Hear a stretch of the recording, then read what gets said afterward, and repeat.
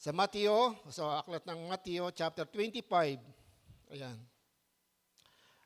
Aklat ng Mateo 25, verse 1.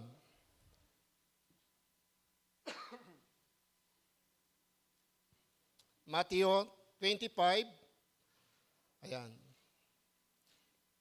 verse 1. Okay.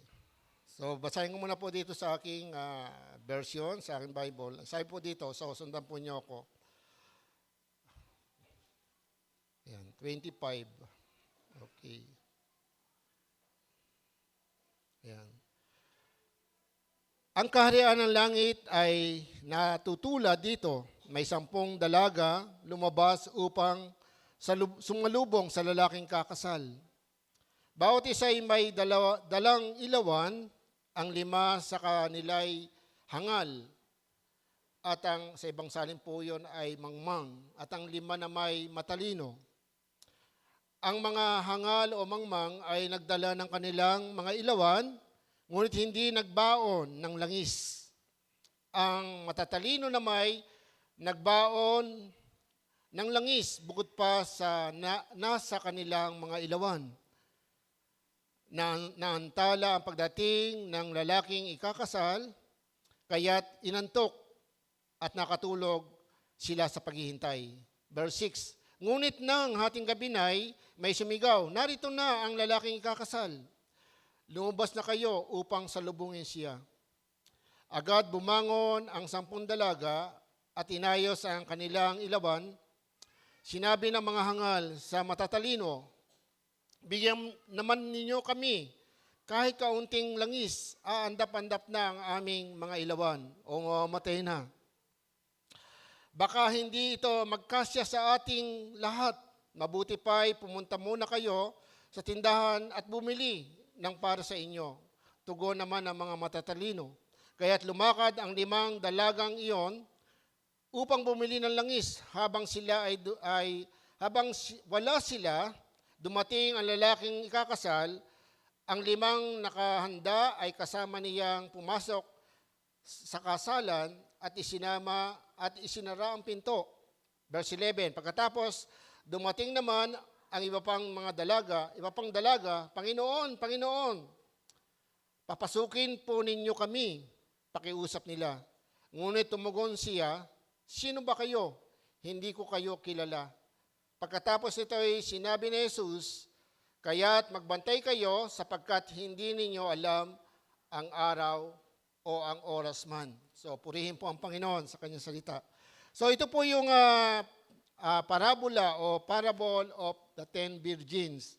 Ito po yung sa kasalan. So, ang gawa po ng kasalan, hindi ko po alam kung ginagawa pa ngayon sa Israel, pero ito po talaga yung nakakagis na nila, na yung kasalan po sa kanila may prosesyon. Mula po sa bahay ng babae, tapos po yung pong meron pong mga babae po na maaaring ito po yung brides, maids ba tawag doon? Opo. Ayun po ay yung pinauna doon sa bahay ng lalaki. So mahabang proseso po ang kung paano ang pagkakasalan po o pag-aasawa sa Israel nung una. Pero hindi ko po alam ngayon. Siyempre, nagbago na kasi iba't iba na ang mga tradisyon o kaugalian na kanilang kinalakihan kasi nangalat sila, di ba, sa iba't ibang bansa. So, hindi ko po alam kung sila ngayon ay sumusunod uli sa ganitong patakaran. Na pagka ikakasal po, mahabang proseso po yan. Yung lalaki po, bago ikasal siya ay nakipagkasundo tapos po ay nagpapagawa siya ng bahay. So pagkaraan po noon ay pagka nakahanda na yon, tapos ano po yung kasalan, so pumunta sa bahay ng babae yung lalaki, tapos magkakaroon po yun po ang nakagis na nila na ginagawa ng mga Israel ay sasama yung babae, magpo-procession po, at ang lahat ng nagpo-procession, meron po silang sulo o yung pong torch, yung lampara, ayan po. At yun habang, hindi ba alam natin yan, yung procession, may mga procession dito, nagkakandila nga, di ba? Kaya lang, iba yung procession dito. Doon, kasal yun eh. Yung procession yung lalaki, tsaka yung babae. Tapos pagdating po doon sa bahay ng lalaki, ayun po, meron pong magbabantay doon, At iyon po yung palatandaan na lahat po ng mayroong dalang sulo o dalang ilawan, maliwanag, sila po lang ang handang makiisa sa kasalan. Pag wala kang dalang sulo, hindi ka kasama. So, yun po yung kumaga naman sa invitation. Pag wala kang invitation, hindi ka makakapasok. So, yun po. Yun po ang magiging palatandaan na ikaw ay kasama sa kasalan. Maaari ikaw ay kamag-anak o kaibigan ng lalaki o ng babae. So, ganun po. Kaya nga po, doon po nangyayari ay ito po yung ginamit ng ating Panginoong Hesus na ang paghahari o sa ibang salin po, ang pagpasok sa kaharian ng Diyos ay katulad nito. So, meron po tayong paghahandang gagawin. Actually, nung nakaraan na naging sermon ko po, nung 4th Sunday, ay yung pagiging faithfulness, yung servant, yung bilang faithful servant, po, yung bilang alagado, bilang disipulo, na maging tapat po tayo. Kinuha ko po yun doon sa 24, sa huling talata bago dumating po, o bago dumating ang 25. So, yun din po ang ginamit ko, yung dapat palaging maging handa. Yun po naging mensahe ko nakaraan. Alam po ba nyo, sabi ko, Lord, nahihirapan ako dito. Kasi po, pagdating po sa talanghaga, actually, iba't iba po ang paniniwala ng bawat isa. Pero talagang totally, kung pag-aaralan po ito, sabi nila ng iba, para lang sa Israel to. Pero marami po nagsasabi, para ito ay sa lahat, sa iglesia. Pero ako naniniwala, ito ay para sa ating lahat, sa iglesia. Kasi ang Diyos kasi sa Old Testament sinabi nga siya ang Israel ay kanyang asawa. Pero meron pong sinasabi sa pahayag na merong kasalan sa huling panahon na 'di ba yung babaeng kakasal ay kakasal sa Kordero o kay Jesus Christ sa ating Panginoon sa huling panahon. So, kaya nga po tandaan natin meron po talagang pangako ang Panginoon, kaya lang minsan ito po nangyayari. Hindi po tayo dito nakatutok. Kaya nga, ang ibig sabihin, kasi po marami pong mga tao, kahit Kristiyano na hindi naman talaga siya nakakaunawa pa ng lubusan o maaring yung iba nakakapakinig lang pero totoo hindi pa siya, sabi na, hindi po sinasabing decided. Talagang hindi talaga paligtas. Opo. Kaya nga, kasi po ito pong parable na to, kung titignan po natin, kapwa sila, yung 10 babae, kapwa sila naghihintay.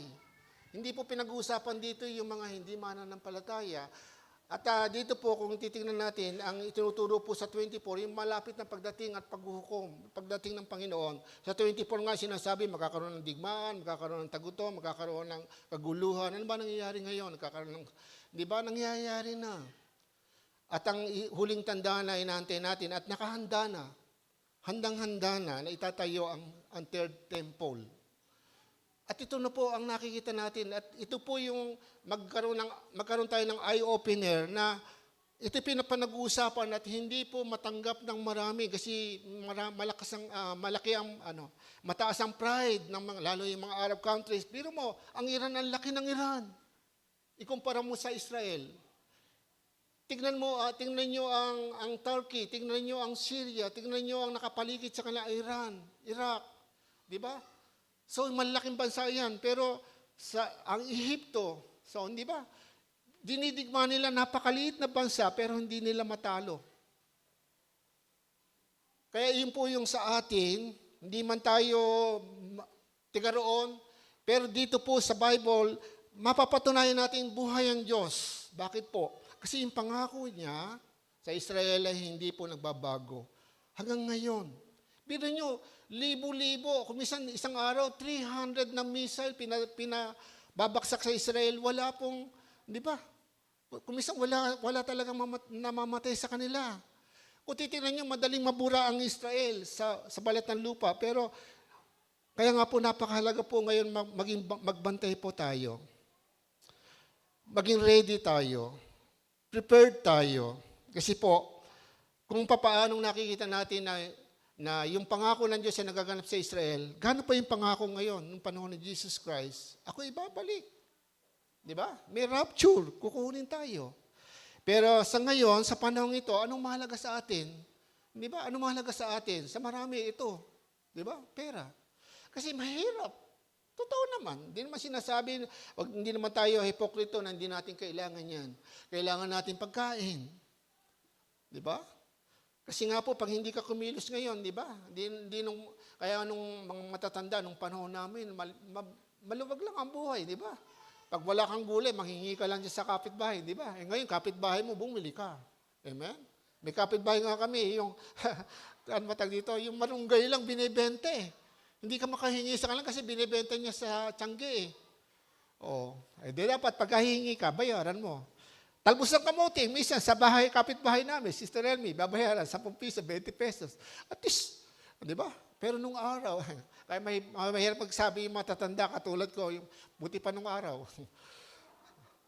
Pero dapat mabuhay tayo ngayon. Wag ngayon. Kalimutan mo na yung nakaraan, hindi natin babalik yan eh. Di ba? Pero kahit na anong mangyari, pagbabago sa tao at sa mundo, hindi nagbabago ang salita ng Diyos. Hindi nagbabago ang Diyos. Kung ano yung pinangako niya, kung ano yung sumpa niya, mangyayari iyan. Kaya nga kung hindi tayo totoo, ito po, baka mapahama ka. Or, kung hindi ka totoo, siyempre, hindi ka tunay na manampalataya, baka maiwanan ka. Title po lang pinag-usapan po natin na ilagay ko na readiness is so important. Ayan po. Readiness is so important. Ang pagiging handa ay napakahalaga. Opo, napakahalaga. Maraming bagay tayong pinagpapalagan sa buhay. Binabalyo natin yung mga bagay na, di ko po sinasabing masama yun. Halimbawa, meron kang trabaho ngayon. Pag-iimi, trabaho mo. Kasi nga, bigay din yan ng Diyos eh. Habang tayo naghihintay, kailangan natin kumita. Sabi ko nga sa inyo, malaking problema ng tao ngayon. Ayan. Di ba? Ang hirap po, sabi nga po, pag tayo magpupunta ng lupa ngayon, ang hirap. Kasi nga po, pinag-uusapan ngayon, milyon. Magpagawa ka ng bahay, ang pag-uusapan ngayon, milyon. Di ba?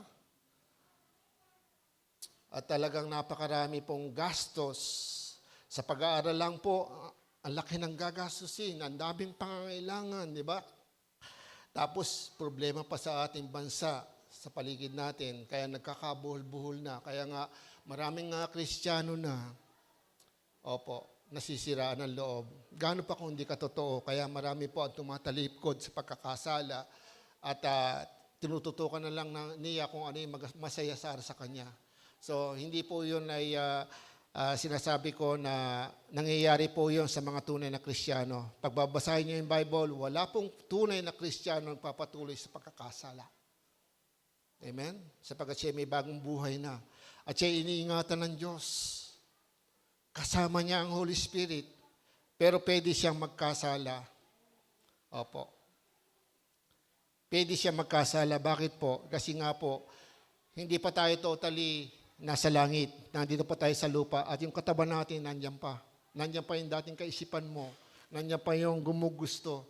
Kaya nga mga kapatid, pag hindi ka totoo, madali kang makuha ng kasalanan. Kaya ko po sinasabi ito kasi po, ito po yung panahon na maraming nag-aarais ng mga problema. Itong linggo na to, tatlong lingkod ng Diyos ang nakausap ko.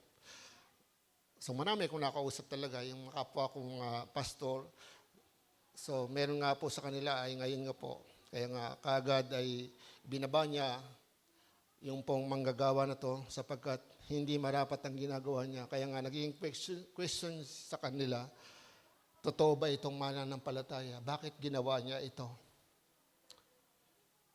Opo. Halos lahat po ng church ngayon, kaya nga po maging maingat tayo sapagkat ang kilos ng kaaway sa end time, sa huling panahon, ay wasakin, pagnakawan, patayin, alin ang iglesia.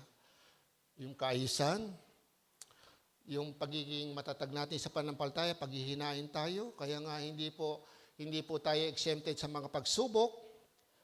Opo, lalo na sa huling panahon, kaya nga po yung katapatan, kaya nga yung faithfulness, kaya napakahalaga po yung pananampalataya mo ay maging tapat ka sapagkat pagdating ng panahon, hindi naman ikaw ba pupunta sa langit dahil sa mga ginawa mo, hindi po yan compensation sa mga ginawa mo, hindi yan sweldo mo dahil ikaw ay naging mabuti, kundi ang titingnan doon ay tapat pa talagang mananampalataya ng Diyos. Yan. Yun po. Kasi pagtapat ka, hindi ka na yung madali, hindi ka na pupukpukin eh. Bakit mo ginagawa yan? Di ba? Hindi na tayo yung manggagaliiti. Kasi madali na po magtuwid kapag tayo po ay pinapatungbayan at pinangungunahan ng Banal na Espiritu at hindi pa nyo nalalaman na kumisan po, kahit na matagal na tayo sa panampalataya, tayo man ito malikod, kung tunay tayo manampalataya, babalik at babalikan ka ng Panginoon. Meron po akong pinagpipray for ilang taon po nawala siya, for 2 years, nawala po siya sa church. Makita nga kami, sabi ko, Brad, sabi ko sa kanya, doon ka na lang umaten sa malapit sa iyo. Sabi niya, hindi po. Hindi ako alis ng Galilean. Hindi ka alis ng Galilean. Hindi ka maaten. Hello, makakatulong ba sa iyan? Hindi ganyan ang tuturo sa Galilean. Ayan.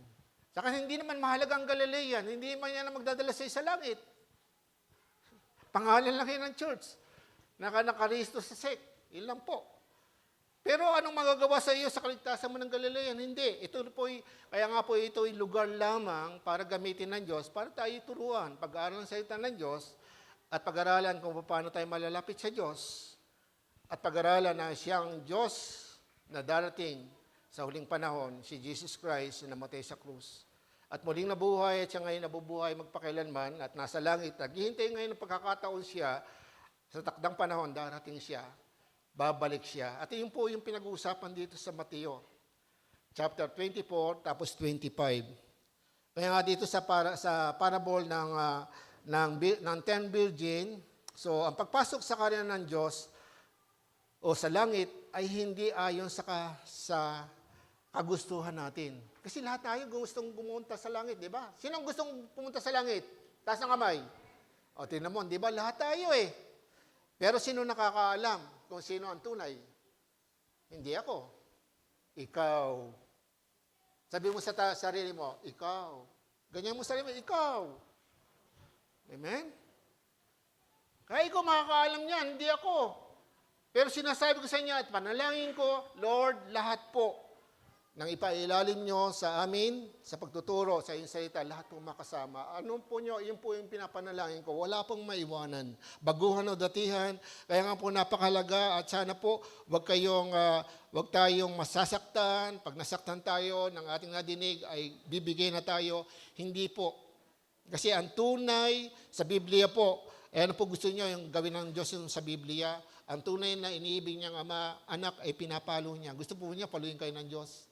O gusto niyo, sabihan ko lang kayo? Ano gusto niyo? Paluin kayo ng Diyos o sabihan ko na lang kayo?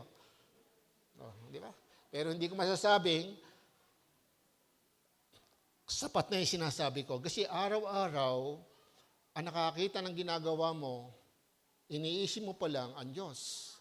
Kaya never na sabihin ko, nandito ka, praise the Lord. Di ba? Diba? Dito, pupurihin kita. Pero hindi ko alam kung ano ginawa mo sa bahay mo. Amen? Kung binulyaban mo nanay mo. Kung ikaw ba'y, hindi ko alam.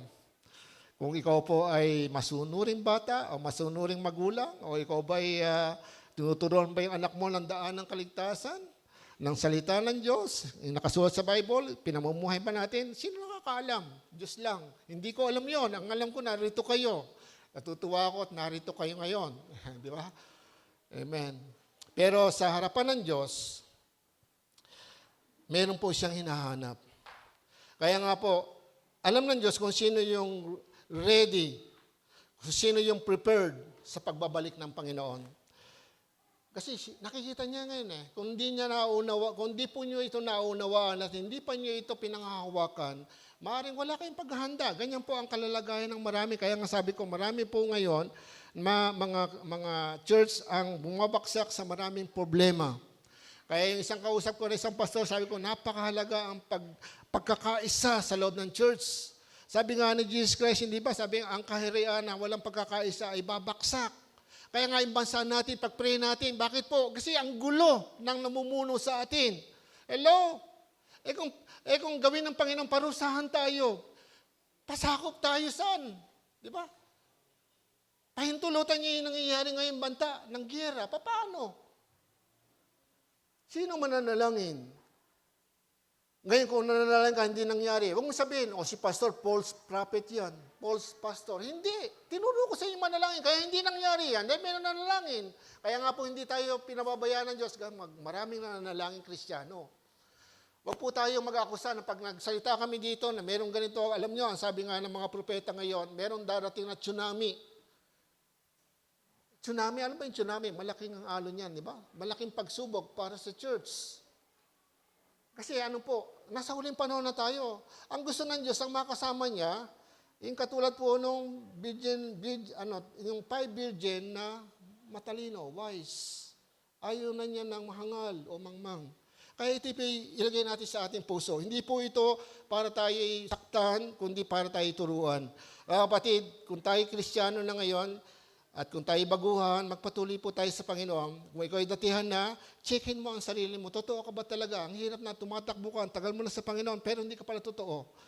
Kasi po, ang parable na ito, lahat po na yan ay naghihintay, naniniwalang darating ang Panginoon. So kaya nga kasi alam nila may kasalan eh. Kaya sila naruroon naghihintay, alam nila may kasalan. Gayun din naman. Kaya tayo naririto, sana yung mga baguhan o maaari hindi pa alam, ito malalaman mo. Kaya tayo natitipon ngayon kasi ito ang gusto ng Diyos. At habang tayo po ay naghihintay sa kanyang pagparito, hinahanda tayo. Hindi po hinahanda yun, nakapaligo ka. Hindi po, yung malinis ka ba at malayo ka sa kasalanan. At talagang tinatalikuran mo ang kasalanan mo. Yun po ang mahalaga sa isa. Kaya nga po, readiness is so important. Pag sinabing ready, di ba, pag ikaw po ay, naalala ko po, yung kapatid ko po ay nag-abroad. Siyempre, bago pa lang po siya, dati nasa Saudi siya. Pag uwi po yun, talagang, di ba, excited kami, uwi na siya. Ang ginagawa namin, linis ang bahay, di ba, magluluto. Tapos sa ganito ang flight, ganito, di ba? Minsan nadidelay yung flight, di ba? Pero darating siya, minsan at kami susunduin namin. At minsan bago siya lumabas ng airport, di ba? Ganyan kami, daming nakadaan ng tao, hindi pa dumating. Talagang attentive kami sa pag-aantay. Tapos minsan nadidelay kasi, minsan nadidelay siya for 1 hour kasi nga po yung mga bagahe hindi makita. May mga problema sa loob. Paglabas niya, yun, pag nakita, masaya na. Pag uwi sa bahay, di ba, masaya na rin, di ba? Kahit na inaantok, di ba, yung mga inaantok nakatulog, gising, di ba? So parang ganyan din po doon sa kasalan. Kinawento po sa inyo, yung kasalan sa Israel ay ganun po, may posisyon. At ang pinakalundo po noon, ang huling posisyon ay pupunta sa bahay ng lalaki at doon po lahat ng merong torch, merong pong ilaw, nabuhay, pag patay, hindi mapapasukin kasi po yun ang pinaka-ID nila. Yun ang pinaka-passes nila para makapasok. Pagkatapos noon, lahat ng may ilaw, papapasok, merong ikakandado na po yung pinto. At sisimulan na po yung kainan. Yan. Kaya ganun po ang kasalan sa kanila. So, kaya ano po yung private po yun. Kaya dito po makikita natin, meron palang ganon. Opo, hihiwalay tayo ng ating Panginoon. At ngayon pa lang, ang tunay na, kaya pag sinabing iglesia hindi po ito church, kundi ito kalipunan ng mga tinawag, mga hiniwalay. Hiniwalay, iglesia. Sa salitang, so yung iglesia, yan po. Yun po yung, sabi nga, yung mga tinawag, mga hiniwalay. Hiniwalay po tayo sa kasalanan. Pero kung tayo nagpapatuloy sa kasalanan, baka katulad tayo ng babaeng, sabi nga yung mga dalagang hangal o mangmang. Kaya nga po dito una, napakahalaga po, checkin natin ang ating sarili. At dito po sa parable, sabi nga, keep your lamp burning and take extra oil with your lamp. Ayan po. So, panatilihin po natin na nagliliyab, merong apoy o sindi yung ating pong ilawan. Ayan. At tayo po ay magdala ng extra. O magdala po tayo ng lalagyan na extra ng ating langis para sa ating ilawan. So, yun po kasi sinabi po doon sa ating binasa kanina. Ito babasahin ko ngayon ang salita ng Diyos sa verse 1 to 4. Sa verse 1, ang salita ng Diyos, sabi dito, sa araw na iyon, ang paghahari ng langit ay may halintulad sa 10 dalagang lumabas na may dalang ilawan para salubungin ang lalaking ikakasal. Ang 5 sa kanila'y mangmang at ang 5 matatalino. Verse 3, ang 5 mangmang ay nagdala ng ilawan, ngunit hindi nagdala ng reserbang langis. Verse 4, habang ang 5 matatalino naman ay nagdala ng reserbang langis para sa kanilang ilawan. Bukod pa po doon sa kanilang ilaw na dala. Mga kapatid, napakahalaga po yung mga talatang ito. Kaya nga sabi ko sa iyo, nahihirapan ako.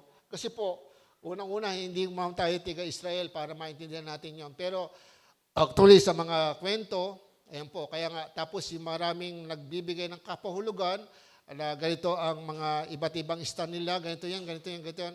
Pero, sasabihin ko sa inyo, nung last 2 weeks pa, ibinigay na ito sa akin. Kaya ako nahihirapan. Kasi nga, sabi ko, Lord, anong sasabihin ko dito? Pero isa lang ang sinasabi ng Panginoon, yun nga ang pagiging handa. Kasi malapit na eh. Malapit na dumating ang Panginoon. Ito na po yung panahon na talagang gumising po tayo. Kung papaano yung 10 ay nahati sa 2. At yung pong matatalino, merong dalang langis. Para meron silang kaisipan na baka matagalan. Di ba? Nakahanda sila eh. Kaya nga ready sila sa lahat ng bagay. Meron bang yung advance na pag-iisip? Tingnan mo yung katabi mo, may advance naman pag-iisip yan. O, hindi ba?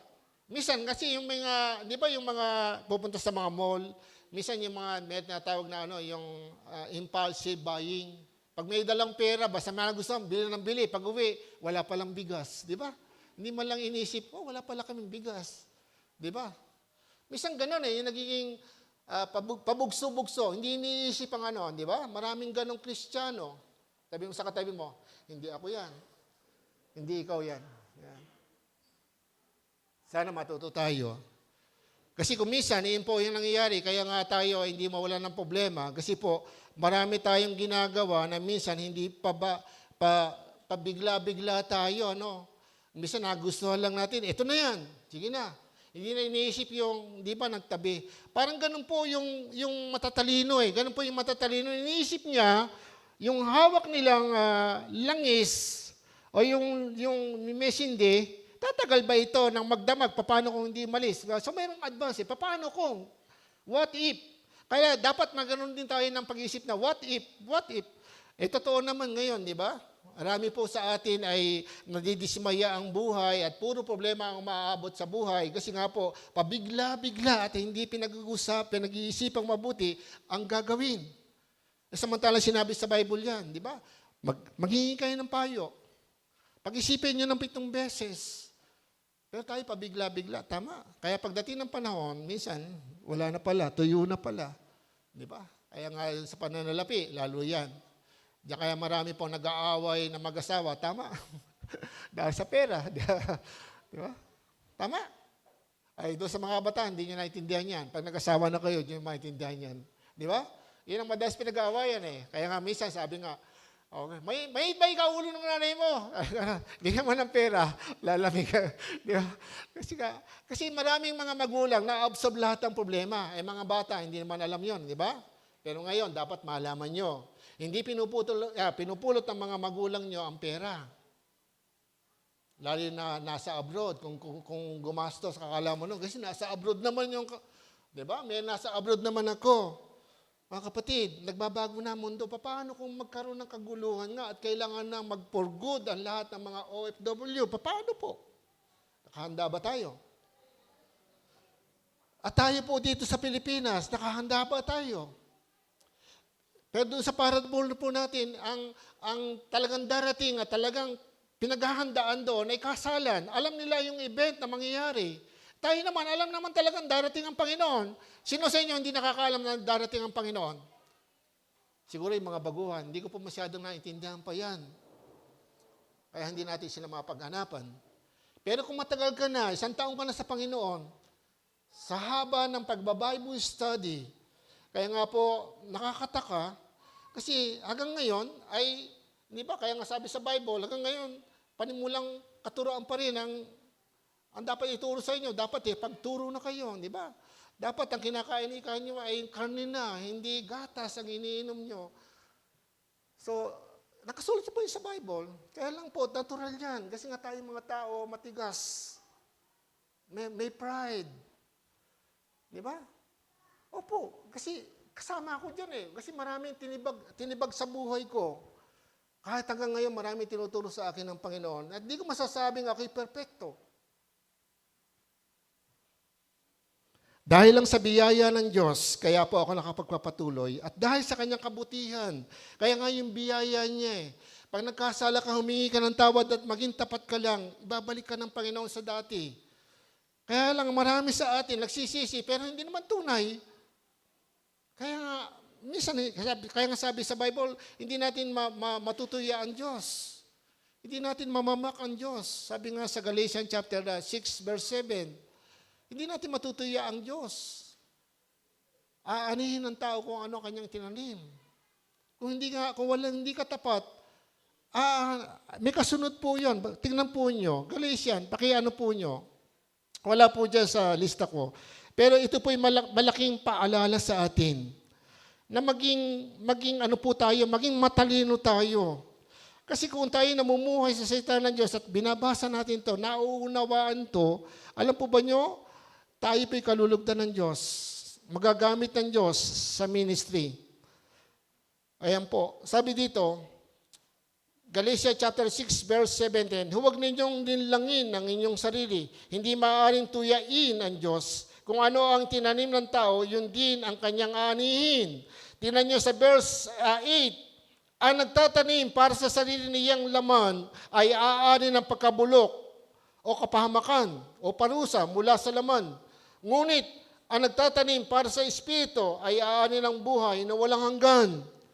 Anong gusto natin? Pumunta sa langit. Lahat tayo. Pero sabi, pag nagtatanim ka sa laman, pupunta ka sa kaparusahan. Pero nang ikaw ay nagtanim sa pamagitan ng Espiritu, pagsunod sa Espiritu, pag spiritual ka, aani ka ng buhay na walang hanggan. Hello! Nabasa mo na ba yan? Ngayon, nadinig mo. Anong say mo? Kaya nga napakalaga po yun. Keep your lamp burning and take extra oil with your lamp. Napakalaga po. Pangalagaan po natin. Paano ba yung mangyayari? Lalo na sa mga baguhan. Tingnan natin. John chapter 8 verse 12. Sa mabuting balita. Sabi nga, John chapter 8 verse 12. Nangyari ito. Kasi sabi nga dito ni Jesus Christ, nabubuhay pa siya dito sa lupa. Sabi niya, muli nagsalita si Jesus sa mga tao. Sinabi niya, ako ang ilaw ng sanlibutan. Ang sumusunod sa akin ay magkakaroon ng ilaw sa kanyang buhay at di na lalakad sa kadiliman. Okay? Sa Mateo chapter 5 verse 14 and 16. Sa verse 14 ng Mateo 5 verse 14. Kayo ang ilaw ng sanlibutan. Ang isang lungsod na nakatayo sa ibabaw ng burol ay hindi matatago. Verse 16, talo natin si 16, ng Mateo chapter 5. Gayun din naman, dapat ninyong paliwanagin ang inyong ilaw sa harap ng mga tao upang makita nila ang inyong mabubuting gawa at papupurihan ang inyong amang nasa langit. Ano yung langis doon, pastor? Kaya nga dito, titingnan po nyo, meron ba tayong talagang tunay na pananampalataya kay Jesus Christ, pagtanggap kay Jesus Christ? May pagtanggap pa talaga tayo sa Holy Spirit, yung pagiging born again, naintindihan ba natin at naganap dito? Kasi ang pagiging born again, hindi po yung teaching lang. Ang pagiging born again ay experience. Ma-experience mo ang God. Kasi kung kilala po niyo ako, hindi niyo ako mapapakinabangan sa ganitong pangangaral, kundi sa kalokohan. Hello? Dahil Pero mahilig akong mangaral. Kasi po, bago ako magpainom o makipag-inuman, nagsisimba ako. At sa barkada ko, kahit nung high school pa ako, bago kami mamanood ng sine, bago kami gumawa ng kasalanan, kakalukuhan, sabi ko, magsimba muna tayo. Kasi naniniwala ako doon sa dagdag bawas. Magbawas ka muna. Magdadagdag ka agad ng kasalanan, magbawas ka muna ng kasalanan. Di ba? Dagdag bawas. Pero merong ganong mga, pag ganong kang Kristyano ka, dapat tawag kang Kristyano, peki ka. Hindi ka legit. Magbalik loob ka sa Diyos. Hindi totoo yan. Amen. Huwag tayo maging emotional. Kaya yung tinuro nung nakaraan, di ba? Tayo yung mga disciple, ano ba yung pamagat natin nakaraan? Natandaan mo yun? Disciple in a destructive world. Di ba? Ang ganda po na sinabi doon. Di ba yung sabi nga dito, yung effect of Christian today, effects on Christian today, ministry without intimacy with God. Totoo naman, di ba? Marami sa atin pwede po, nag-ministry tayo, pero walang matagang tamang relasyon sa Diyos. Hindi nagbabasa ng Bible. Kaya nga, inano ko dito, ayoko maging programa lang. Kaya nga yung sabi ko, kung hahayo ka, dapat nagbabasa ka ng Bible at nanalangin. Kung hindi, huwag ka na sumama. Period. Pastor, ang ano mo naman, iniiwas lang kita kung ikaw ay paluin ng Diyos dahil sumasama ka sa hindi tunay, sa mga tunay at hindi ka tunay. Hello? Nakakatakot. Bakit po? Sa dami na nakita ko, ang dami nang namatay, nagmamak sa Diyos. May lumapit ka sa akin, umiiyak pa Ipanalangin mo ako. Panalangin mo ako. Kasi po, tinalikuran niya yung kanyang paging leader at niyakap yung kasinungalingan na yung ginawa niya, tinagtatakpan. At kasama po, kinampihan pa siya ng kanyang pamilya. Alam po nangyari, namatay po siya. Totoo po yung sinasabi sa Bible, kapag wala na yung espiritu sa isang tao, 7 espiritong masasama ang babalik pupunta sa kanya. Namatay siya sa dami niya ng kanyang bisyo. Hindi lang isa, hindi lang dalawa. Ang dami. At hindi niya makayanan. Bakit po? Nagtago siya ng kasalanan. Pero kung nagsisi siya, naniniwala po ako. Kasi may nakita din po ako. At nakakausap ko. Maniwala kayo mga kapatid. Hindi pa ako marunong mahilig sa marites, bigyan ko lang kayo ng babala. Kasi pag hindi ako nagkwento ng ganito, meron ba talagang ganun, pastor? O meron. Kaya hindi ko sasabihin kung anong pangalan niya. Hello? Maraming mga lingkod ng Diyos. Kahit po sa international, makinig kayo, tingnan nyo sa Facebook, di ba? Maraming mga lingkod, kilala sa buong mundo, bumabaksak. Hello? Di ba nandiyan si Jimmy Swaggart, nung panahon nun, di ba nakita nyo, sa TV yan, lahat ng apo niya naglilingkod sa Panginoon, bumaksak siya. Hello? So obvious naman yan, kilala sa buong mundo yan. Daming bumaksak. Dito sa Pilipinas, ang daming bumaksak.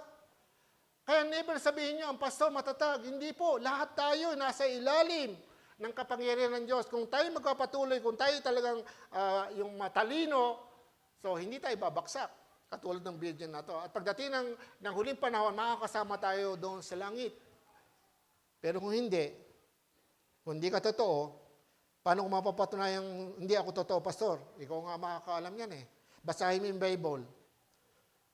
Nagpapatuloy ka ba sa pagkakasala? Sabi ng 1 Juan chapter 3, verse 9, ang mga anak ng Diyos hindi nagpapatuloy sa pagkakasala sapagkat sila may binhi. Ay, yung binhi, yung Holy Spirit, yung bagong buhay. Kaya hindi sila maaari magpatuloy sa pagkakasala. At hindi sila maaari, sabi nga doon, at hindi sila maaari, di ba? Hindi sila maaari. Yung salitang hindi, ibig sabihin, may period talagang hindi ka makapagpatuloy sa pagkakasala. Bakit? Binabantayan ka ng Diyos. At ikaw'y papaluin. Pag ikaw'y nagkasala, yun po. Pag hindi ka pinapalo at ikaw ay gumagawa ng kasalanan, baka hindi ka totoong Kristiyano. Amen? Balik po natin. Kasi po yung 5, kasama po nung 5 matatalino. Magkasama sila. Yan, tingnan mo yung katabi mo. Di ba magkasama kayo? Ayoko tanong, sino ba yung mangmang at sino yung matalino? Dito sa pinag-aaral natin, may matalino at may mangmang. Pero magkasama sila. Okay? Hello? At sabi mo kanina, sabi nyo, gusto nyo mapunta sa langit. O di, tanggapin mo ito. Para sa iyo to. Makakatulong to sa iyo. Hindi po para sa akin to. Hindi lamang para sa akin to. Kasi po yung tinuro nga po nung nakaraan, yung effect siya, di ba? Saving, nagse-serve tayo, serve without prayer, di ba? Tapos yung church activity without relationship to Christ. O, di ba? Wala, pwede naman yun eh. Kasi nga, gusto natin mag-impress. At minsan, baka napunta lang tayo sa kapilya kasi may crush tayo. Hindi masama yung crush eh. Ang masama po kasi, pinagpapalit mo ang Panginoon dahil, pupunta ka lang kay Lord dahil doon. Hindi ka totoo. Amen? Sabi ko sa'yo, magsisi ka. Isa lang sinasabi sa Bible dyan, mag-repent ka. Ayokong sabihin sa inyo na, wala pong mangyayari sa atin. Kasi po, ako sa sarili ko, kilala ko sa sarili ko eh. Sa kalokohan lang, marami kong kalokohan. Marami kong maiisip para kayo ay goyoin, di ba? Pakitaan ko kayo kung paano ako mahusay din maggoyo, di ba? Pero hindi. Sa bawat araw na ginawa ng Diyos at ako'y tatayo dito, alam ko, malaki ang kahatulan ko, pagbaba ko dito. Di ba? Pero hindi ako natatakot kung magalit kayo sa akin. Ang hirap kasi yung magalit sa akin ng Diyos. Natutuwa kayo sa akin, pero nagagalit sa akin ng Diyos. Nakakatuwa ba yon? Hello? Tuwing linggo lang tayo nakikita. Lunes, Martes, kailangan ko kumain. Kailangan ko kalakasan. Kailangan ko proteksyon ng God. Hello? Yung mga anak ko. Minsan nga si Joel namin, nagkaroon ng problema, na-aksidente siya. Pero pinanghawakan ko yung sinasabi sa Bible, ni ang buto mo ay hindi mababali o hindi masasalin. So gas-gas lang ang inabot nila. Hello? Kasi may pangako eh. Hindi mawawala yung aksidente. Hindi ko alam kung hinipagpalo. Diyos lang nakakaalam. At yung tao. Kasi po, yung mga tao nakakausap ko, sabi niya, Pastor, kinalo ako ng Diyos. Bakit? Kasi po ganito eh. Tumaya siya ng wedding. Tumama ng, ang laki ng nakuha niya. Mananampalataya niya, ang tagal na. Tagal niya. Tapos nakakasama pa sa paglilingkod yun eh. Ano po nangyari? Tumama. Tapos po, ano nangyari? Nagkasakit yung anak. Dinala sa ospital, nakautang pa. Kaya nung makita kami, sabi niya, Pastor, pinalo ako ng Diyos. Bakit? Hindi ako, siya nagsabi. Kaya ako sinasabi ito, warning po sa atin. Lahat ba ng ginagawa natin tama? Baka sa isip mo lang yan. Pero nasa Bible ba? Doon, malalaman kung nasaan ka. Matalino ka ba o hindi? Amen? Alam mo masaya, mahalaga. Ngayon sa araw na ito, may handaan o yung pagpasamba. Anong unahin mo? Ano unahin mo? Pagsamba o yung handaan? Kainan. Pwede naman, ganito, kung marunong ka, unahin mo yung pagsamba, tapos sumabol ka na lang sa handaan. Di ba? Wise na. Wise si Pastor, tatama naman, di ba? Pero hindi. Kasi kaya pag inuna mo yung handaan, hindi ka Kristiyano. Hindi ka totoo. At kung totoo ka man, papaluin ka ng Diyos pag ganyan ang ginawa mo. Hindi ka aani ng pagtatagumpay sa buhay mo. Kasi hindi mo siniseryoso ang Diyos. Amen? Merong ganyan. Kaya nga sa mga pamilya, di ba? Merong mga black sheep. Di ba? Natawag. Okay. Kaya napakalaga po yun, mga kapatid. Tayo po ay maging gising sa katotohanan. At kaya nga po, napakahalaga po na tayo po ngayon ay sasabi nga, nakailaw tayo dahil kay Jesus Christ. Kaya kailangan maging matatag tayo sa pananampalataya, pagsunod natin sa Kanya. Kaya lahat ng sumusunod sa Kanya ay magkakaroon ng ilaw sa Kanyang buhay. Kaya nga kung tayo sumusunod, nagliliyab tayo. Di ba? Yung ilaw natin nagliliyab kasi sumusunod tayo. Araw-araw, pagising pa lang sa umaga, anong ulam natin? Hindi man lang nag-pray. Di ba? Tapos pag minsan may sinweldo, puro reklamo, hindi man lang nagpasalamat, Lord, salamat, may kinita ako ngayon, pero kulang po. Puro reklamo. Alam niyo sa Bible, nung nagreklamo, pinapatay ng Diyos yung nilabas sa Ehipto. Ngayon, ang namamatay, yung kaayusan ng buhay, puro reklamo. Sa paglilingkod sa Diyos, parang kinukutsara, pero pagkahingi ng pagpapala, Lord, pagpalain mo yung anak ko, yung apo ko, yung bahay namin, yung trabaho ko, lahat na gusto pagpalain. Pero pag yung pagkapalain ng gawain ng Panginoon, Lord, may gagawin ako eh. Hello? Yan naman totoo talaga eh. Kasi nanggaling sa akin yan eh. Nangyari sa akin yan eh. Kaya nga, nung ako'y makakilala sa Panginoon, buti na lang. Ayan po, naranasan ko siya. At sabi ko nga sa inyo, kaya sasabihin ko sa inyo, tinawag ako ni Lord. Kasi alam niyo kung bakit. Unang anak ko, pinausap na ako ng Diyos. Nung matay yung panganay namin, dapat 5 yung ang panganay namin lalaki. Sunod si JB Lin. Opo, namatay po siya sa tiyan ng kanyang ina, kay Sister Elme. At ano sabi sa akin ng Panginoon, hindi mo pwede iplano ang buhay mo, ako magpaplano ng buhay mo. Hindi ko po alam yung Jeremiah chapter 11 verse 21 verse 11 ng Jeremiah noon. Pero kaaral ko, ganun pala yun. May plano ang Diyos para sa atin. Kasi yun, sabi, sa Israel yun. Hindi po. Yun ang binigay sa akin ng Panginoon. Kaya hanggang ngayon, yun po ang daladala ko sa buhay ko. Kaya ayokong manguna sa Lord. Ang dami kong pangarap. Ang dami ko. Nung ako'y maging Kristiyano, natutuhan ko, ilista yung mga pangangailangan ko. Tinuruan kami ni Pastor Jan. Lahat ng nilista ko, dumating. Sapatos, pantalon, relos. Di ba? Balit lang naman. Bandang huli, nagano ko, jeep, papagawa kong bahay ko, up and down. Kaya lang, ito. Nagkaroon lang ako ng paghinto. Sabi ko, Lord, hindi ko pagagawa ang bahay ko hanggang di maayos ang kapilyang ito. Kasi yung kapilyang ito nung araw, napakapangit. Pero maganda dahil napupuno ng tao. Hello? Ngayon maganda na. Tingnan nyo, napupuno ba? Marami pang bakante. Amen? Ano problema? Hindi po yung maganda, hindi ang church. Siguro ang problema yung nara sa loob. Tayo. Tayo, hindi lang kayo. Kasi po, nagbabago tayo. At hindi ko rin alam kung tayo nakakaisa na sumusunod sa kalooban ng Diyos. Pangalawa, keep your lamp burning and take extra oil with your lamp. So, yun nga po, binasa natin. Pangatlo, ayun po. Pangatlo po, ang sabi dito,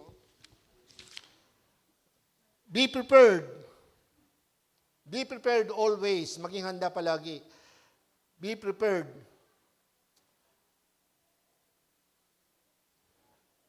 Kung kayo po ay naghihanda para sa kinabukasan nyo, marami sa atin ay pag may lakad, lalo sa outing, minsan wala nang tulugan eh, di ba? Lalo kung makaka-excite yung pupuntahan, alam mo, pupunta sa Boracay, first time na mapupunta sa Boracay, wala nang tulugan yan. Sa lahat ng dadalhin yan, siguro 1 week pa lang, nabili ng lahat at dadalhin, di ba? Naka-impake ng lahat yan, di ba?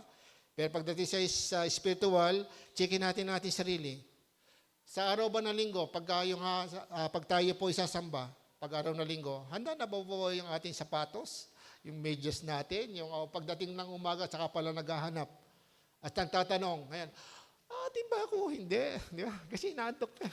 Parang masarap matulog, di ba? Pero gusto niya mapunta sa langit. Di ba? Hello? Gusto niya maraming pagkapala. Di ba? Hello? Kaya nga, mahirap po na judge, pero ang gawain po namin ay mangaral ng salita. Kaya sabi nga sa inyo, mahirap. Nahihirapan ako dito kasi nga lahat tatamaan. Pero tandaan nyo, hindi lang ito para sa atin. Be prepared! Dahil doon sa verse 5 to 10 ng ang salita ng Diyos, ang sabi nga, natagalan ang pagdating ng lalaking ikakasal, kaya ang mga dalaga ay inantok at nakakatulog sa paghihintay. Nang hating gabi na biglang sumigaw, nariyan na ang ikakasal, halikayo't salubungin ninyo. Nagising ang 10 dalaga at inhanda ang kanilang mga ilawan. Sinabi ng mga mangmang sa mga marurunong, pahingi naman ng kaunting langis, malapit na kasing mamatay ang mga ilawan namin. Sumagot sila, hindi pwede. Dahil hindi magkakakasya sa atin ang langis, pumunta na lang kayo sa tindahan at bumili para sa inyo. Verse 10, kaya umalis ang mga mangmang na dalaga para bumili ng kanilang langis habang wala sila. Dumating ang lalaking ikakasal, ang limang nakahanda ay sumama sa kanya sa handaan. Pagpasok nila, isinara ang pinto. Kaya nga po, dahil nakaprepared, nakahanda sila, nakasama sa handaan. Kaya nga sabi ko sa'yo, be prepared. Hindi ito yung ikaw ay maraming alam sa Bible. Hindi ikaw ay may ministry. para ikaw ay kalugdan ng Diyos, ganito, malaman mo na ang ginagawa mo, pinagagawa sa iyo ng Diyos. Hello? Hindi kailangan dito yung posisyon, nandiyan ka sa itaas, nagsasalita ka para sabihin, maglilingkod kay Lord. Ako pwede kong bumaba dito, kayo na lang doon sa loob. At gagawin ko yung part ko. Dito na lang kayo sa taas. Akala nyo maganda ba yung magsalita dito? Kasi lahat dito nakatingin sa akin. Hindi ko alam kung galit na kayo o ano eh. Natutuwa kayo sa akin eh. Tagal-tagal naman eh. Minto ka na pastor dyan. Di ba? Parang ganyan, demonyo eh. Tinatamaan na pero ayaw pa rin bumigay. Di ba? Hello? Wag sa posisyon. Dahil may posisyon kakalang gagawa. No. Lalo yung pangangaral ng salita ng Diyos, yan po ay gawain ng lahat ng mananampalataya. Lahat ay inutusan ng mangaral. General calling ang tawag ko dyan. Lahat ng mananampalataya, kahit tigalinis ka ng kapilya, may karapatan kang mangaral ng salita ng Diyos. Ng Ebanghelyo, lahat tayo. Kasi kung pastor lang at mga leader lang ang mangangaral, paano yung mga mahal nyo sa buhay? Hello? Paano mapupuntahan ba namin kung minsan hindi nga kami makapunta sa inyo? Mag-Bible study man kami, kung minsan, mumulan nga, nung nakaraan, hindi kami nakapunta ng Balagtas. Hello? Paano? Kung ikaw, nasa inyo, tagal mo na sa Panginoon, hindi mo nasabi sa mahal mo sa buhay na malapit na papaghuhukom. O ano? Inaantay lang tayo ng Diyos. Mahal ka po ng Panginoon. Kaya ba natin sabihin yon? Hindi ko kaya pa, Pastor. Ilan taon ko na sa Panginoon? 20 taon pa lang. Hello? 20 taon hanggang ngayon, hindi pa marunong magturo ng Bible o ng salita ng Diyos. Bakit? Hindi man ako alaman akong calling for teacher. Hindi nga. Pero yung mga ka ng salita ng Diyos, kaya mo yan. Kapitbahay mo, mahal mo, best friend mo, kung meron kang BF, kung meron kang K. Alam mo yung K? Kapitbahay, kababaryo, kababayan, kaklase, kamare, kumpare. Ano pa? Basta may K ka. Meron kang say, masasabihan. Okay. Pero kung wala kang nasasabihan, tandaan nyo, mga kapatid, at tatawaran mo ang mga bagay na tungkol sa Diyos, nagmamakas sa Diyos. Totoo po. Sa dami po ng nakikita ko, kaya nga po ako seryoso sa ganung bagay. Hindi po ako naghuhukom. Kaya nga, ang inuulit ko lagi at nakikusap ko, magkaisa tayo sa harapan ng Diyos. Paano? Igalang natin ng Diyos ang kanyang salita. Amen? Sinabi nga ng Proverbs, wala po dyan, ng Kabigaan chapter 1 verse 7, ang pagkatakot kay Yahweh, sa ibang salita, ang paggalang kay Yahweh, ay ang simula ng karunungan. Hello? Kaya hindi ka pwedeng maging marunong sa harapan ng Diyos. Dito, doon sa ating parabola, magiging marunong ka kung meron kang langis. At ang langis na ay pinagmumulan si Jesus Christ sa pamagitan ng iyong pananampalataya, sa pamagitan ng Holy Spirit.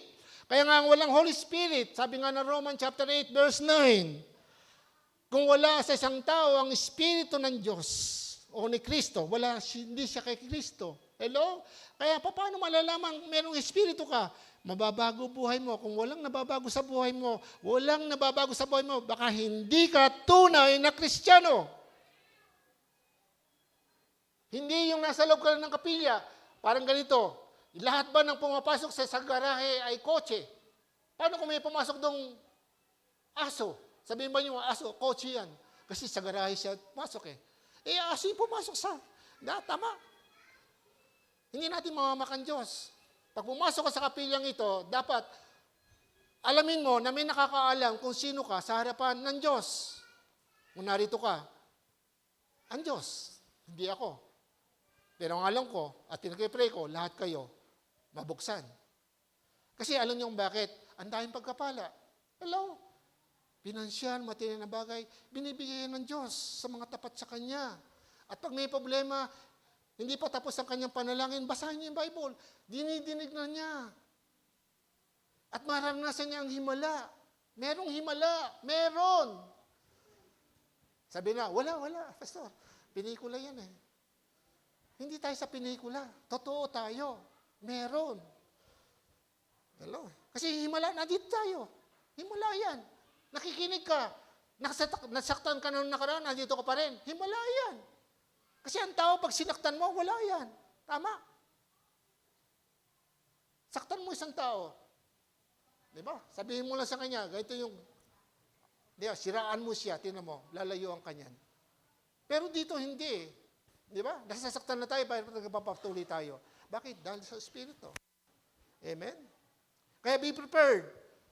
Kasi malapit na dumating ang Panginoon. Kaya kung hindi tayo maging prepared, ano nangyari doon sa maging focus po tayo sa Word of God? Ito napakalaga. O pangalawa po yun, be prepared, ano po? Sorry, dahil ko palang binasa, ano? Pero yun, keep your lamp burning and take extra oil with your lamp. Pangalawa, be prepared. At pangatlo, stay alert and be wise. Bakit po? Kasi po, nung dumating yung ikakasal, pumasok at sumama doon yung handa. At yung 5 na mangmang, ano po ang nangyari? Ayan po, dumating sila at pagdating doon, nakasarado na pinto, katok sila ng katok, umihiyaw, Panginoon, papasukin niyo kami. Kasi alam nila, kumbidado sila, alam nila kasama sila doon. Pero, ayun, nag-a-assume lang. Huwag tayong mag-assume, siguraduhin natin. Kasama ka ba talaga pagdating sa kaharian ng Diyos? Pagdating ng rapture, may iwanan ka ba o kasama ka ba? Ikaw lang makakaalam yan. Kung tunay kang mananampalataya, hindi mo katatakutan ang mga Bible study, hindi mo pababayaan ang pagbabasa ng Biblia at pananalangin. Iyan ang basic ng relasyon natin sa Diyos. Amen? Kaya ulitin ko po, kaya sa akin, ayoko magprograma ng evangelism at handa tayo ngayon sa Tikay para mamigay ng tracts. At hindi mahalaga kung yung bibigyan natin ng tracts mapunta sa ibang church. Hello? Ang panalangin natin, lahat ng church, mapuno ng lahat ng bagong kaluluwa sapagkat malapit nang dumating ang Panginoon. Amen? Ano ang pangarap mo? Hindi ko sinasabi kung ka mangarap na makakotse ka, okay lang, walang problema dyan. Ito po kasi nangyari, yung 10 dalaga nakatulog, naghihintay. Kaya nga titignan po nyo, nakatulog pero nakahanda yung 5. Pero yung 5 hindi. Sabi niya, matagal pa naman Tsaka na lang na tayo mag-ayos ng ating ilawan. Tsaka na lang tayo ang buhay natin, tsaka natin ayusin. Tsaka na lang tayo sumunod sa kalooban ng Diyos. Tsaka na lang tayo humayo, matagal pa naman Dati ko na yung nadidig, dadating ang Panginoon, wala pa rin Opo. Parang ano po kaya nga, yun po yung mga nakakatakot kasi hindi po mga tunay na Kristiyano yun. Kasi ang tunay na Kristiyano, kinakausap ng Diyos. Sabi nga ng John chapter 10 verse 27, nakikinig sa akin ang aking mga tupa, nakikilala ko sila at sumusunod sila sa akin. Hello? Nakikinig sa akin ang aking mga tupa. Tupa ka ba ng Diyos? Kung tupa ka ng Diyos, nagkasala kayo, tinutuwid ka ng Diyos, humingi ka ba ng tawad sa Diyos? Kinikilala mo ba yung kasalanan? Tinatalikuran ba ito o hindi? Tapos sabi mo, Kristiyano ka. Kahit anong dami mong ministry sa church. Kaya ayoko po ng maraming ministry. Sa totoo lang. Sa totoo lang po. Pero hindi. Ang nag-uudyok sa akin para magpatuloy sa gawain ay ang pag-ibig ng Diyos. Kasi po iniisip ko, kung walang kikilos, sino pa? At sino yung gagayahin nyo? Hindi po yung buhok ko, magpapaputi kayo, tsaka hindi ganyan. Pag nyo gayahin yung style ko yan. Igagalang ka ng kapwa mo kung ikaw ikagalang-galang. Tama.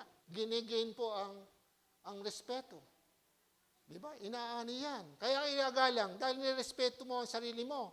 Kaya nga, ibigin mo yung kapwa tulad ng pag-ibig mo sa iyong sarili. Kung ang pag-ibig mo sa sarili mo ay pinababayaan mo, tapos spiritual ka, tapos nakikicompromise ka sa sanlibutan, paano sabihin tama ka? Hindi, mali ka. Hindi ka tunay na Kristiyano. Sa pananamit. Kaya nga ako po, hindi po ako yung, sabi nga, masyadong old-fashioned si pastor. Hindi po. Kasi nakasunod sa Bible yan, kapag maliwanag ang iyong mata, maliwanag ang ilaw ng iyong katawan, lahat magiging maayos. Hello, maayos ang buhay mo. Pananamit mo, meron kami binabible study sa Balagtas. Nakita niyo doon, kulay-pulay yung buhok, tapos pag nag-makeup nakaganon, tapos naka-short di ba? Ngayon, ang ganda nakaupo na, may hawak na Bible, tapos yung simple na lang yung kanyang hello? Nakakatuwa sila.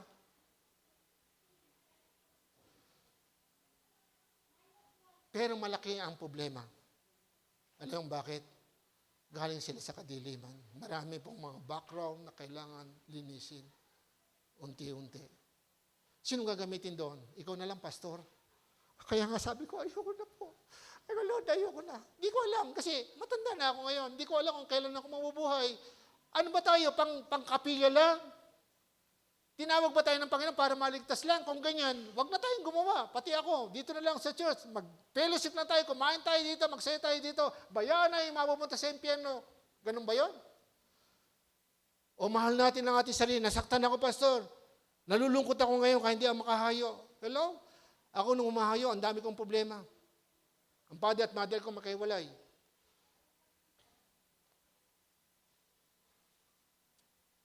Ngayon, patay na ang father at mother ko. Pero lahat sila nasa langit. Bakit? Lahat sila na born again.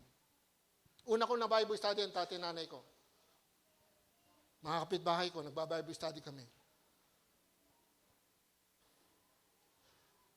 Ngayon, kilala ako sa baryo namin. Ano kung bakit? Kilala ako sa kalokohan eh. Ngayon, kilala nila ako. Pinagtatanggol pa nila ako ngayon. Kayo, pag-iba nyo sa bahay nyo, ano nangyari? Kilala ba kayo ng kapitbahay nyo? O hindi kayo nakikipagkapitbahay? Kasi, kailangan pa ba yun? Ligtas na ako. Dapat nga, makapagkapwa tayo eh. Kailangan natin, yung mga kaibigan natin, di ba? Makipagkaibigan nga tayo. Ganyan ginagawa ng Jesus Christ eh. Kaya nga kung ikaw ay alagad ng Panginoon, dapat ginagawa mo yung ginagawa ng Jesus Christ. Bakit? Si Jesus Christ mula sa langit bumaba sa lupa para abutin ano? Sino? Ang mga tao. Anong gagawin natin ngayon? Follower ako ng Jesus Christ. Hindi ka mamahayo. Hindi ka pupunta sa tao. Follower ka. Anong follower ka? Kulang. Hindi kita hatulan na ikaw ay hindi totoo. Maaring totoo ka, pero kulang. Ang katibayan na ikaw ay mapupuno ng langis ang ilawan mo at hindi ka pababayaan ng Diyos at maaaring maligtas ka, ayan po. Kasi sa biyaya tayo maligtas. Sabi ko nga po, hindi tayo maligtas sa mabuting gawa eh. Pero dito, yung mabubuting gawa, yung pagsunod, ito po yung ilaw na nagliliwanag na dapat makita sa atin. Hello? Pero hindi tayo maliligtas ng mabuting gawa. Pero kung ikaw ligtas na, dapat maraming mabuting gawa. Makita sa iyo, hindi puro kalokohan, hindi puro kamalian, hindi puro yung baka sakali, nagbibigay tayo ng false hope. Bakit po? Nangangaral ka, hindi man makita sa buhay mo. Hello? Huwag hindi natin mamamakan Diyos. Kahit tayo umiiyak sa harapan, Lord, patawarin mo ako, pagpalain mo ako. Tama yun, sinasabi patawarin, pero hindi ka naman nagsabago. Hello? Hindi sapat yun. Pagsisisi, ang pagsisisi may tunay na pagbabago ng buhay. Yun po ang totoo. Kasi kung gano'n ako, ang dami kong pinagsisisihan. At dami kong binago sa buhay ko. Ibang natatawa eh. Alam mo, may sinabi sa akin ng Panginoon, kung kilala niyo ako noon, may bigote ko eh. Narinig ko kay Lord, hindi sa tao. Sabi niya, baguhin mo yung image mo, alisin mo yung bigote mo. Hello? Totoo yun. Tingnan niyo yung litrato ko nung una. May kamukha ka pala, pastor, na artista.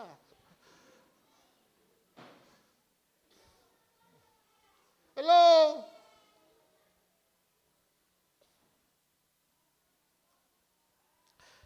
Yabang naman ni pastor. Hindi totoo po yun. Kaya nga iba natatawa eh. Kasi wala akong pinakinggan mula po nung ako'y maging born again. Pero hindi ko sinasabi hindi ako nagkakamali. Kasi nga, kung minsan po, napapakinggan ko yung sarili ko. Kailangan matulog ka, kailangan mamahinga ka, huwag ka munang umatin, di ba? Minsan nagtatalo yan eh, di ba? Hello? Di ba? Kasi pagod ka na eh. Kaya nga, sabi ko mahirap eh, pagod ka na, pero sabi, Lord, punta ka pa rin. Pero yung iba, hindi naman pagod eh. Masarap naman na sine. Manood ng TV, di ba? Walang ginagawa. Pahala na si pastor dyan.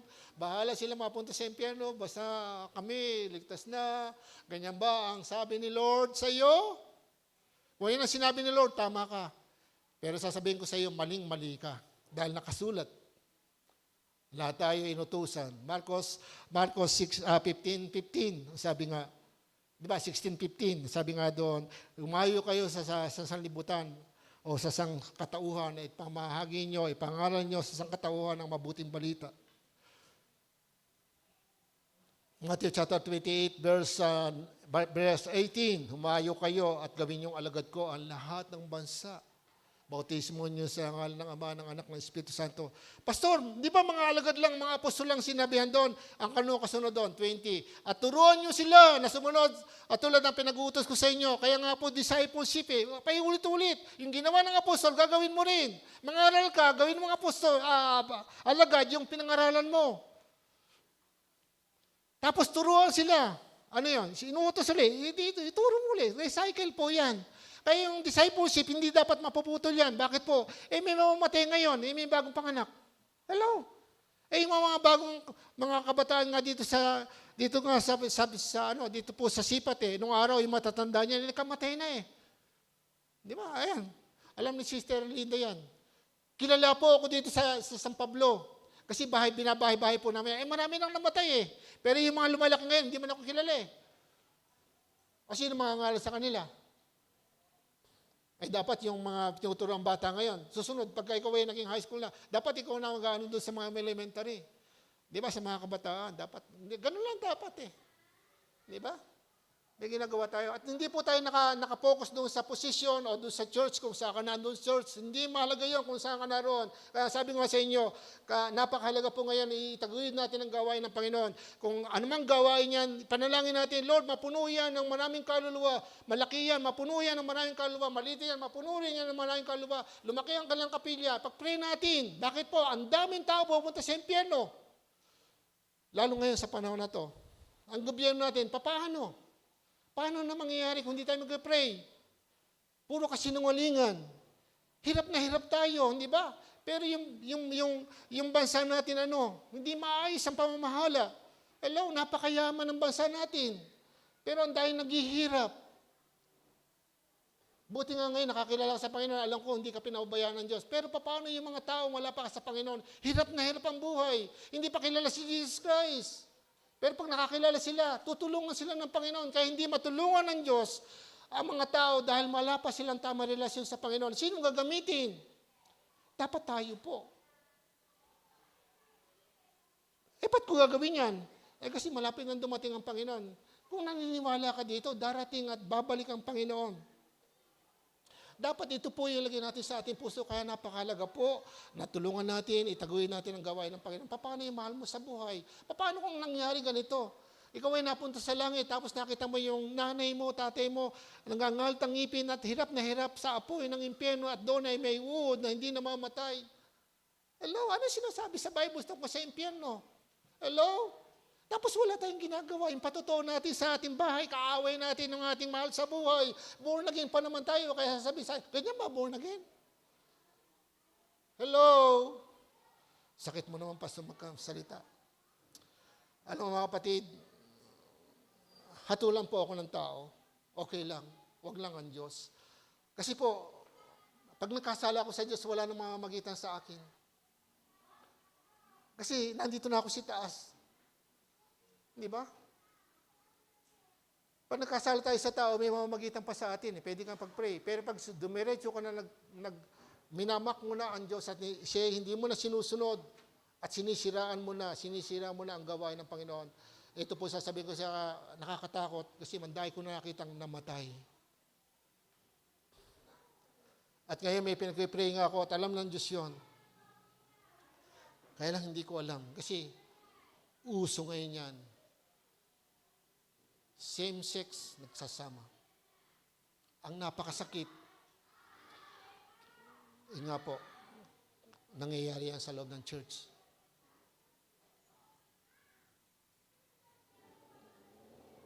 May pag-asa ba? Meron. Ang kailangan lang repentance, pagbabalik sa Diyos. Mahal ng Diyos ang lahat ng tao. Nagtuturo po kami dito sa babalik ulit kami dyan dito po sa Kapitolyo. Hindi ko makalimutan yung bata na yon. Kabataan po siya. Siguro mga 17 siya. Ganon. Tanungin niya ako, ano po ba ang palagay nyo o yung kaisipan nyo sa mga LGBT? May plus pa yun, di ba? Alam mo, sabi ko sa kanya, alam mo anak, lahat ng tao mahal ng Diyos. Wala siyang itinatangi. Binibigyan lang niya tayo ng pagkakataon. Pero ito sasabihin ko sa iyo, sinabi ng 1 Corinto chapter 6 verse 9, hindi tatanggapin sa karya ng langit ang gumagawa ng ganitong bagay. Ang sumasamba sa Diyos-Diyosan, nangangalo niya, nakikiapid o nakikipagtalik sa kapwa lalaki o babae, magnanakaw, na sinungaling, hindi tatanggapin sa karya ng langit. Ganyan din ang ginawa doon sa Galatians chapter 5 verse 19 to 21. Ang gawa ng laman, nakalagay po doon. Tapos pagdating sa 23, ang bunga ng 22, ngunit ang bunga ng Espiritu, iba yung gawa ng laman, iba yung bunga ng Espiritu.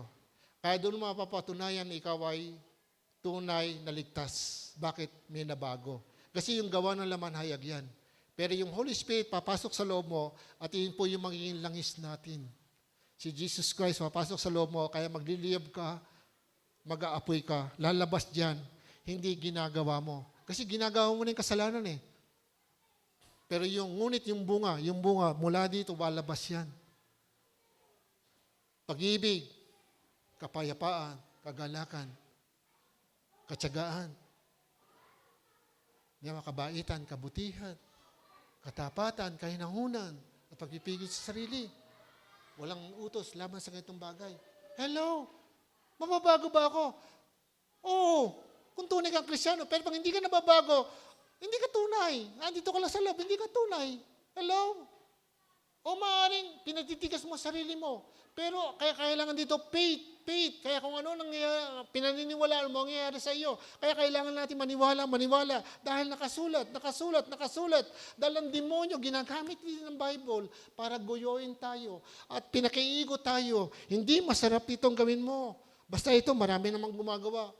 Pero ito masasabi ko, pag ako'y sumasagot, doon sa nagtatanong sa akin, lalo sa mga ganong mga tanong, pinababasa ko ang Bible. Ang Diyos na nagsabi dito. Kaya sabi ko sa bata ngayon, alam mo, binibigyan tayo ng pagkakataon ng Diyos. Magbalik loob lang tayo sa Kanya.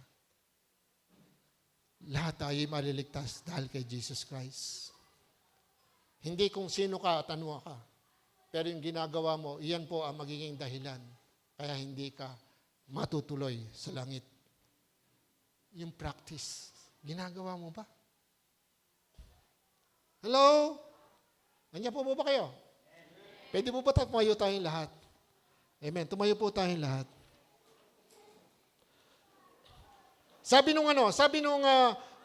Kasi hindi natin alam, sabi nga doon sa verse 12, sumagot ang lalaki, sabi 13 nga, kaya nga sabi ng lalaki kinasal, sabi nga, ikakasal, kaya nga magbantay kayo dahil hindi ninyo alam ang araw o oras ng aking pagdating. Ito yung sabi ng Panginoon doon sa kanyang parabola na yon. Kaya mga kapatid, darating ang Panginoon.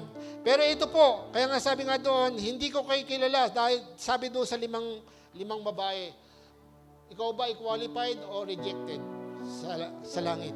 Ikaw din nakakaalam yan. Kaya nga, matapos mo madinig ang salita ng Diyos, sabi sa Hebreo, huwag matigas ang ulo mo. Hello, hindi ito para sa pastor lang. Hindi ito programa. Hindi kita in-entertain. Pero ito masasabi ko sa iyo, mula sa araw nito, amen, may gagawin ng Diyos sa buhay mo. Kung magsusuko ka, kailangan lang natin ang total surrender. Kahit na dami mo ng pagkakamali, gagawin kang bago ng Diyos. Once nag-surrender ka ng buong buhay mo, at sa simula na ikaw nag-surrender, siya lang ang susundin mo. Yan po ang gusto ng Diyos.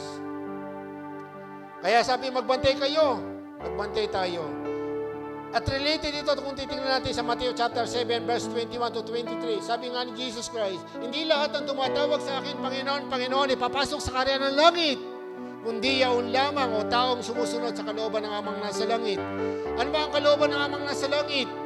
Maniwala at manampalataya tayo kay Jesus Christ, ang kanyang kamatayan sa krus, ang kanyang muling pagkabuhay. Maniwala tayo, tanggapin natin siya, at sumunod tayo sa mga utos ng Diyos. At sabi sa 1 chapter 5, hindi mahirap sundin ang kalooban, ang utos ng Diyos. Hindi mahirap. Hindi mahirap. Hindi nga ba? Paano yun? Patawarin mo yung kaway. Ipanalangin mo yung kaway. Nakasulat, hindi mahirap. Kaya kung hindi ka marunong magpatawad, wala ka pa kay Kristo. Kasi hindi mahirap sundin ang utos ng Diyos. Sabi, hindi mahirap. Lalo na pagtagumpayan ng anak ng Diyos ang sanlibutan sa pamagitan ng pananampalataya kay Jesus Christ. Kaya yung kaaway mo, pwede mo, pag nakita mo, pwede mo nang patawarin, makakatingin ka ng diretsyo. Pero kung ngayon hindi ka marunong magpatawad, hello, kulang ka sa harapan ng Diyos. Dahil nakasulat.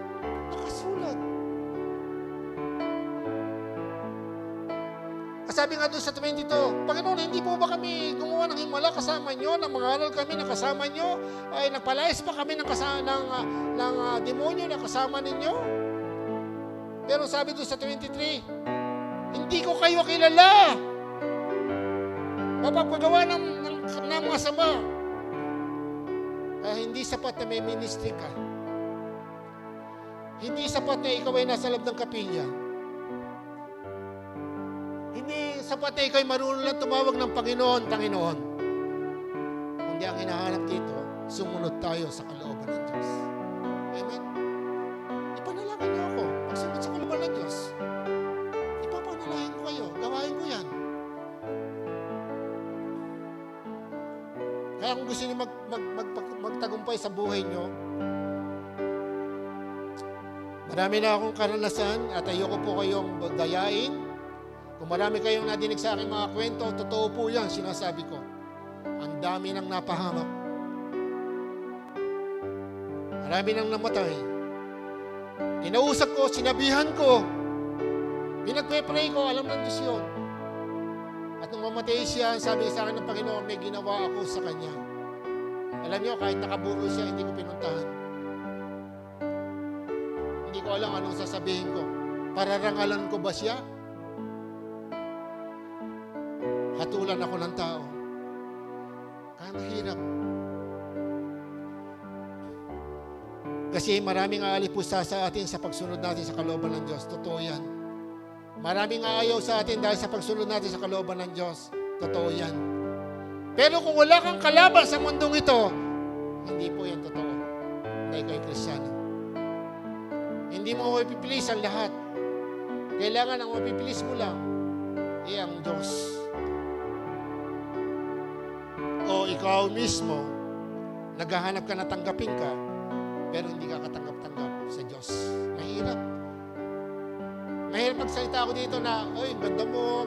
Hindi po. Narito ako para magsabi ng katotohanan. Pero sasabihin ko sa inyo, mahal kayo ng Diyos. Mahal tayo ng Diyos. Bakit po? Pati ako, sinasabihan ng Diyos. Pero kung hindi ko sinabi ito, paano yun? Kung hindi na tayo makita, mali bukas kuha na ako ni Lord. Paano na? Hindi sinabi sa akin ni Pastor yan. Paano? Sino nakakaalam mabubuhay tayo bukas? Hello? Kaya napakahalaga eh. Kaya nga po, para sa akin, bawat pagkakataon, bago po pagtayo ko dito, sana, kaya nga hinihiling ko, Lord, bigyan mo ako ng tamang kaisipan, tamang puso, tamang pananalita. Bakit? Kasi po, hindi lahat ng salita ko tama. Bilang tao. Kung emotional lang iyan ako dito, lahat kayo, isa-isahin ko. Diba? Sasupatan ko kayo. Hindi ganyan ang Diyos. Diba? Ang salita ng Diyos ay, sabi nga, ito ay martilyo. Para pupukin ka. Ito ay sabon para kalinisin. Ang purpose ng God, kaya ka nakikinig ngayon, para ka palalahanan dahil mahal ka niya. Yun ang lagay natin sa ating puso. Hindi para tayo pasakitan ng pastor na ito. Amen? Pwede mangyari dito. Pagbaba ko dito, ayoko na sa iyo, pastor. Pwede mangyari yun. Pero huwag kang lalayo kay Lord. Ilang pilit ko sa iyo. Magpatuloy ka kay Lord. Huwag kang magpatuloy sa akin, okay lang. Kasi hindi man ako magliligtas sa iyo eh. Hello? At kailanman, pumunta ka sa 1,000 church. Kahit may lipat-lipat ka ng church, at sinasabihan ko marami, kung hindi ka magbabago, walang mangyayari sa iyo. Dahil ang susi na pagbabago ay sa iyo. At mapupunta ka sa langit dahil sa iyo. Sa iyong pananampalataya kay Jesus Christ. Hindi kay pastor, huwag kayong masa sa akin na maliligtas ko kayo. Hindi po. Habang nakatayo ko ngayon, ikaw nakakakilala sa sarili mo. Mga kapatid, ito yung panahon. Hindi aksidente na tayo nagkatagpo kayo, nadinig po ako. Isa lang ako tumayo sa lugar na ito. ito ang sasabihin ko sa inyo, mahal ka ng Diyos. Nag-aantay lang ang Diyos. May gagawin ng Diyos. May plano sa iyo ang Diyos. Hindi lang yung plano mo, kundi may plano pang maganda para sa iyo. Hindi lang ikaw ay para makatapos, hindi para ikaw ay maging professional, hindi para ikaw lang makapag-asawa o maging maganda ang pamilya mo, kundi may plano ang Diyos na gamitin ka para sa kanyang iglesia, sa kanyang ubasan, sa kanyang kaharian, habang nandito ka sa lupa. Napakasarap na matanggap yun na tayo pinakakatiwala ng Diyos bilang mga alagad niya. Habang tayo nandito sa lupa, habang tayo naghihintay, merong pinagagawa ang Diyos. At pinagkakatiwalaan tayo ng Diyos. Amen? Unang-una yung pamilya mo. Anak mo, asawa mo. Sino mangangaral yan? Sino magbabantay sa kanya? Alam mo ba yung Sister Elmi, magkaiba kami ng religion. Pero nung ako'y na-Bible study, bawat na-Bible study, at ako'y nagdi-devotion, ito ang sinasabi ko kay Sister Elmi noon, Mi, nabasa mo na ba ito? Pero nung araw, para kaming leon at tigre. Nag-aaway kami dahil sa pananampalataya. Opo, totoo po yan. Kaya ngayon, kung ano po yung nabago sa amin, hindi po kami perpekto. Meron pa rin kaming kapintasan. Pero napakalaking binago ng Diyos sa buhay ko. Kayo din po sa buhay niyo. Kung wala pang ganito, wala kayong patotoo, baka po matigas lang ang ulo natin. Pakinggan mo ngayon, kinakatukan ng Diyos. Isuko mo ang sarili mo. Kailangan lang ng total surrender. Alisin mo yung sagabal sa buhay mo. Huwag mong tignan ng buhay mo na puro negatibo. Laging positibo. May pag-asa, may pag-asa. Dahil buhay ang Diyos. At yan ang pangako niya. Hindi tayo mawawalan ng pag-asa sapagkat ibinuhos na sa ating mga puso ang pag-ibig ng Diyos sa pamagitan ng Holy Spirit. Romans chapter 5, verse 5. Kaya itong pagkakataon, kapatid, itaas mo ang iyong kamay. Kung nais mo magsuko ng buhay at gusto mong kumilos sa iyo ang Panginoon, yakapin ka niya, turuan ka niya sa tama at palayain ka niya sa lahat ng gapos ng kadilimang nasa iyo. Kung meron man, sige po. Kung nais mo magsuko ng buhay, itaas mo ang iyong kamay at tayo po ay manalangin.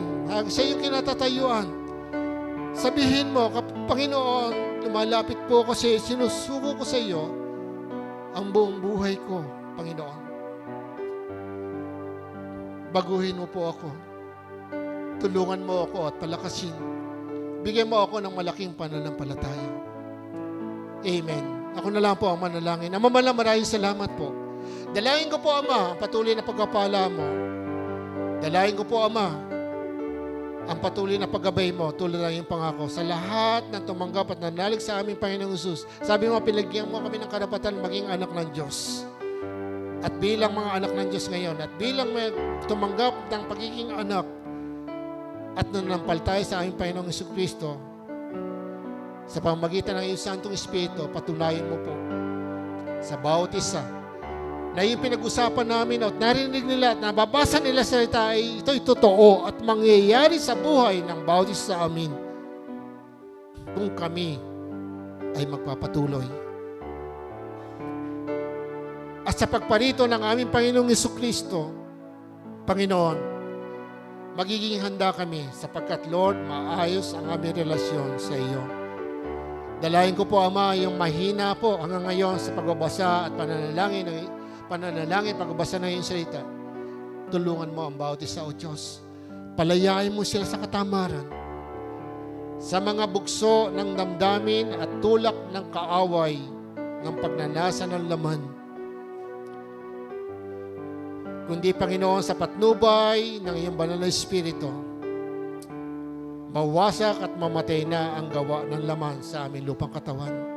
Tulad ng nasusulat, ang sabi mo'y patayin namin sa pamamagitan ng Espiritu ang lahat ng nasa at pita ng laman. Kaya, O Diyos, ikaw po ang maghari sa buhay ng bawat isa. At kung hindi pa tunay silang mananampalataya, Lord, i-rebuke mo sila, Panginoon. Nakita mo, Panginoon, right now in the name of Jesus, na sila hindi totoo, God. At sa gayon, Panginoon, magkaroon sila ng tunay na pagsisisi sa kanilang kasalanan. Sapat hindi mo nais na mapahamak ang lahat, O God. Lamang kami mapahamak kung i-reject po namin ang iyong pagtutuwid, ang iyong turo, ang iyong mga utos. At hindi namin tatanggapin ng totoo si Jesus Christ sa aming mga buhay. Kaya Ama, maraming salamat po sa katotohanan ito. At dalayan ko po Ama sa lahat po ng mga parents na ngayon po ay namumblema, lalo sa pag-aaral, sa mayroong college, may high school, may elementary, iba sa kinder pa lang, Lord. Panginoon, dalayan ko po sa lahat ng mga magulang, katulad, Panginoon, ang nasusulat, hindi mo kami pababayaan. Laging mo kami sasamahan. Lord, samahan mo sila sa panahon ngayon ng kanilang pangangailangan. Maraming paghahanda na dapat gawin ng mga magulang. At sa mga kabataan, O Diyos, Lord, dalayan ko po, maging sa pag-aaral nila, Panginoon, katagpuin mo po sila. At bigyan mo sila ng lakas na makapamuhay ng kakaiba, Panginoon, sa mga kabataan sa mundo ngayon, O Diyos. Tulungan mo sila na makapagpatotoo.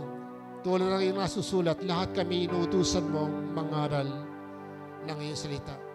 Dalayan ko po ang mga estudyante mula sa college. Bigyan mo sila ng karunungan, makatapos po sila. Hanggang sa pagkuha ng exam, samahan po sila ng board exam. Hanggang sa pagkuha ng trabaho, Diyos, pagtagumpayin mo sila. Sa mga high school, ganyan din po. Elementary, hanggang sa kinder, lahat po ay makagraduate. Ang dalayan ko po ay gabayan mo sila, lalo sa panahon ito na napakaraming tukso. Na mga kabataan ay iba na po ang focus. Lord, sa kaibuturan ng kanilang mga puso, buhayin mo sa kanila ay iyong mga salita. Paalala mo sa kanila na mayroong silang Diyos na kasama na tinanggap nila sa kanilang mga puso. Ikumbik mo sila kung sila may natutuksong gumawa ng kasamaan at nalalayo sa iyo. Lahat kami, Panginoon. I-bless mo ang bawat isa financially, materially, O God, sa mga pangangailangan. At sa lahat ng merong karamdaman, O Diyos, Lord, merong himala ka. Ikaw ang Diyos sa mga kagawa, Panginoon. Mga pag-aayos ng aming lupang katawan, ng aming mga muscle, ng aming mga buto, ng aming mga organ. Lahat na may mga problema, maging hypertension, lahat po agad ng sakit, karamdaman na naranasan ng iyong mga anak. Sa pangalan na pinagsusugad, Lord, dalayan ko po, maging ito'y cancer in the name of Jesus, O God, ay sinasaway po namin ito sa pangalan na pinagsusugad. Lahat ng uri ng karamdaman ay sinasaway po namin ito sa pangalan ng Panginoon at tinangkin po namin ang kagalingan, O God. Lord, mag-create ka ng mga bagong organ sa aming mga lupang katawan. Lord, patunayan mo, Diyos. Tulad yung sinabi, Panginoon sa Isita, ikaw ang gumawa ng lahat ng tao at walang hindi maaari sa iyo. Lord, salamat po. Patuloy pinupuri ka namin, pinasalamatan. Salamat po sa mensaheng ito. Salamat sa araw na ito. Purihin ka, O Diyos. Purihin ang dakilang pangalan. Sa pangalan po ng aming Panginoong Jesus. Amen. Amen.